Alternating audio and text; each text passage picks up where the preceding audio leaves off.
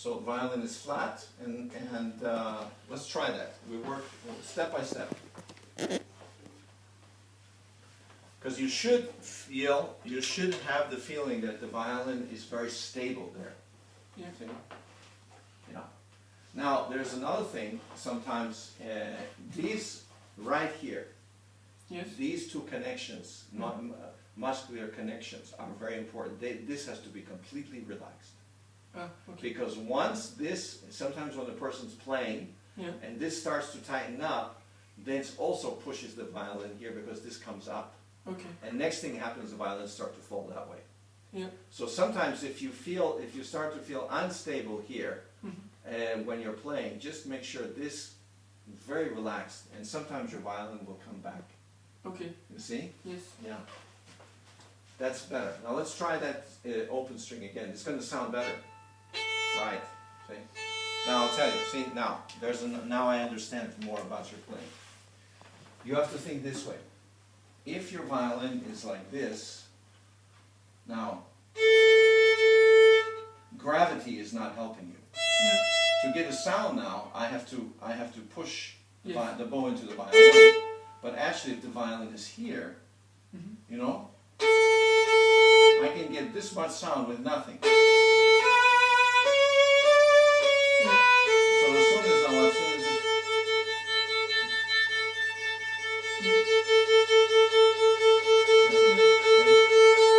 so that's another reason to try to keep this violin as flat as you can. So the gravity helping you to play. That's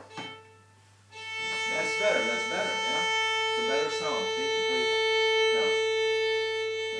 Don't keep going. Keep trying, keep playing. And keep this moving, see? And then keep this here. Now the other thing is, when you come up to the frosh, Yes. right? Try to, instead of, there are two ways we can play the frosh. We can play with a flat wrist. You can come like this, in which case this finger is taking the weight of the bow. Okay. We feel that. Another way we can play well at the frosh is to relax this a little bit, so that now we're feeling the weight of the bow here. Yes. That's a lot easier. See? Okay. And that, to me, I try to teach that as the basic hold. Yes. So to feel like this. So that also goes along with opening here, see? Yes. And there's my teachers told me about their teachers saying when they were children, a very good thing, they said you should be able to see inside your hand Okay. Yes. when you're coming to the frosh. You shouldn't see the top of your hand.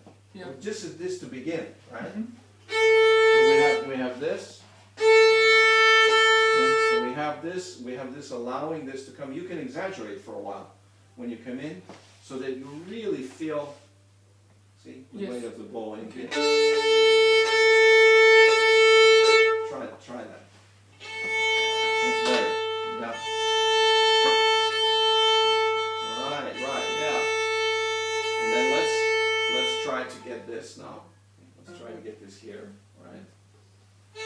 Now I'll tell you something else about the violin, whether you want to play, look at me, whether I'm playing here or whether I'm playing here. Okay? When I play, I change often. Yeah. If I start concerto like that,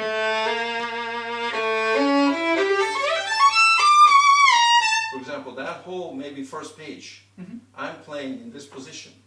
Yes. But when I get to something like, or passage like that, now I'm here. Why? I change. Okay, I'll show you.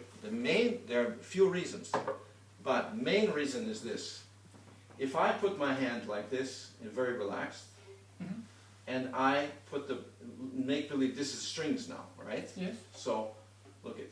Okay. Now, there's this much difference between the line. See? I could be here, I could be here. But now if I want to play something fast, or I want to play something with stretch, this big stretch, now this has to come here. And this has to turn. Yes, okay. Now, another possible way is to do this. Now look it. Yeah, it's easier. There, see? See?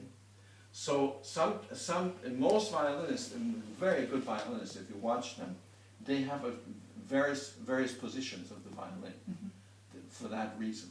Yes. Another reason is that when you're playing something which contains a lot of shifting, right? If you can just try this yourself. If you're shifting on this line, back and forth, Yes. and shifting on that line, as opposed to this line, is much easier. Yeah. Feel, see, and sometimes I have in a class when somebody's playing for me, they're playing in a Meister course, and maybe they're playing here. Yeah. And so they're playing something, Brahms concerto or something, and I say, let's try that again, and I go like this. I said, I just want you to do this. Yeah. And it makes a big difference. Okay. But Big difference in the security. will the violin not do like that actually? No, not if you keep it here. Not if you keep it flat. See, if you keep it flat, you have this possibility Yeah. of.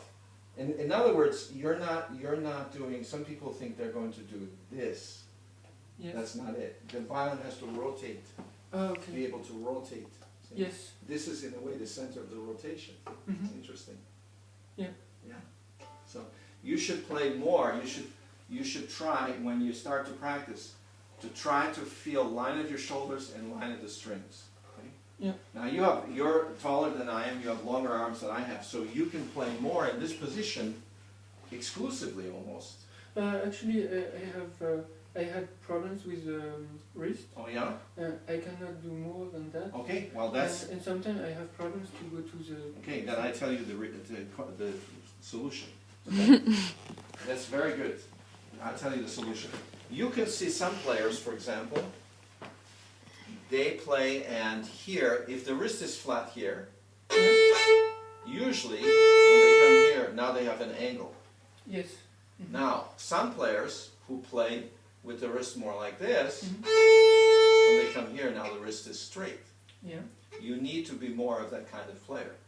Okay. Then you won't have a problem with your wrist, because some people can play like that their whole life. Other people, because everybody's muscles and tendons different, Yes. Yeah. right? So if you're feeling tension coming here, that means you should adopt a way of playing, and I'll show you how to do that, so that when you come here, you can be flat. Okay, but then Now, yeah. I have to let this. No, No. no, it's all the thumb position. If you, let me see, hold your bow.